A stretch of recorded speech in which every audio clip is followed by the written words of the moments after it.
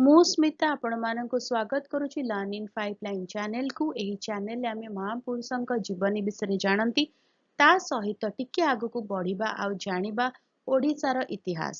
ପ୍ରତ୍ୟେକ ଭିଡ଼ିଓରେ ଆମେ ଏକ ପ୍ରଶ୍ନ ଆଣିବା, ସେହି ପ୍ରଶ୍ନର ଉତ୍ତର ଖୋଜିବା ଆଉ ତା ସହିତ ଜାଣିବା ଆମେ ଓଡ଼ିଶାର ଇତିହାସ, କିନ୍ତୁ ମାତ୍ର 5 ଧାଡ଼ିରେ।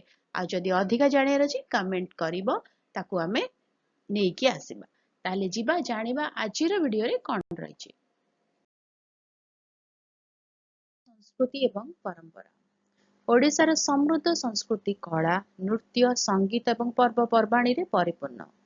ଓଡ଼ିଶୀ ଶାସ୍ତ୍ର ନୃତ୍ୟ ରାଜ୍ୟର ଗଭୀର ଆଧ୍ୟାତ୍ମିକ ଐତିହ୍ୟକୁ ପ୍ରତିଫଳିତ କରେ। ରଥଯାତ୍ରା, ଦୁର୍ଗା ପୂଜା ଏବଂ ବାଲିଯାତ୍ରା ଭଳି ଉତ୍ସବଗୁଡ଼ିକ ଅତ୍ୟନ୍ତ ଉତ୍ସାହର ସହିତ ପାଳନ କରାଯାଏ।